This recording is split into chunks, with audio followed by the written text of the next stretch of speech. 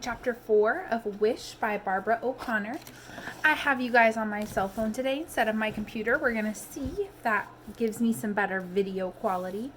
Barbara O'Connor is, again, one of my favorite authors. I hope you enjoyed the prompt from yesterday, and I am super excited to read chapter 4 today. Okay, chapter 4.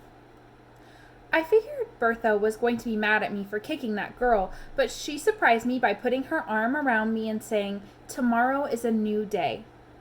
Then she gave me a little squeeze and added, "Personally, I love those boots."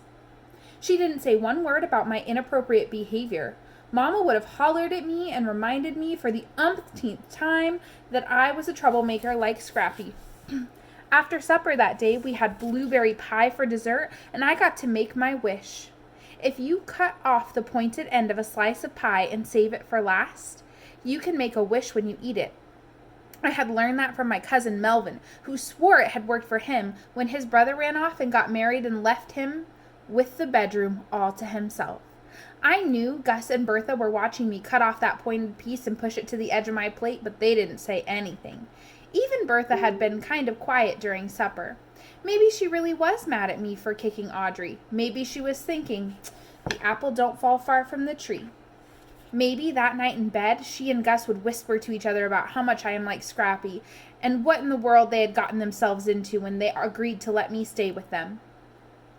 After I ate that little pointed piece of pie and made my wish, I went out front to watch Gus do some weeding in the vegetable garden.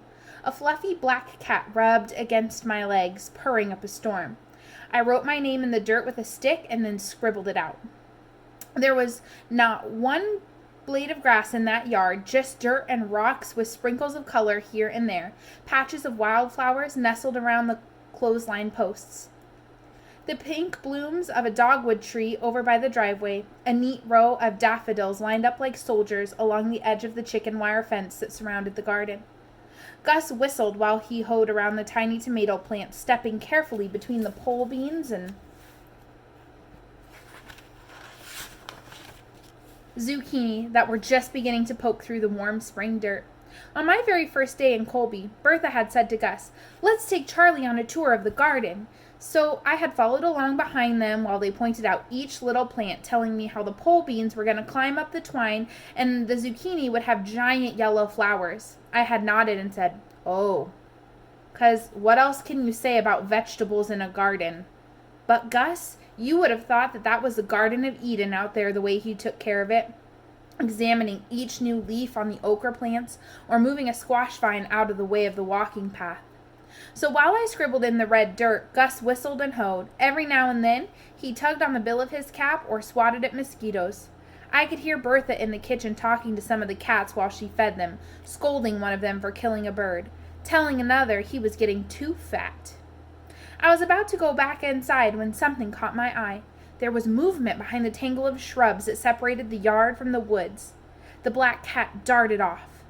Disappearing behind the shed over by the garden, I stood real still and squinted into the darkness of the woods. All of a sudden, a dog poked its head out from behind the bushes, a skinny, brown, and black dog with long, floppy ears, the same dog I'd seen fighting that afternoon. He looked at me and cocked his head, and I took one slow, tiptoeing step toward him. He ducked his head back a little, watching me. I took another step, and quick as lightning, he ran off into the woods. "Dang it," I said. "You say something?" Gus called from the garden. "There was a dog over there." I pointed to the bushes. "Brown and black, floppy ears?" "Yeah," I said. "Did you see him?" "No, but I've seen him plenty of times before." "Well, who does he belong to?" Gus propped the hoe against the fence and sat in a lawn chair in the yard. "Just an old wild stray," he said. "Been hanging around here for months. Bertha keeps putting out table scraps for him. He don't mind eating her meatloaf, but he don't want nothing else to do with her." I looked towards the woods. "I bet I can catch him." Gus took off his baseball cap and scratched his head. That mutt is mighty skittish." "If I catch him, can I keep him?" "I think that dog would rather be a stray," he said, but I knew better. I knew what it felt like to be a stray.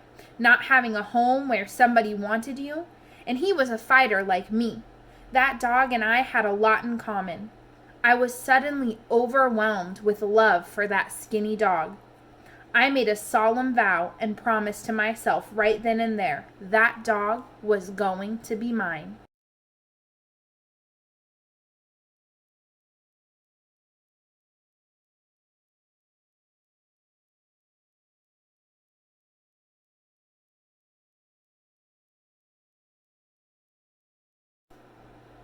All right, guys, I miss you like crazy. Stay kind, stay patient, practice social distancing, find productive things to do. I want to see you sooner rather than later. I'll see you next time for Chapter 5. Bye, guys.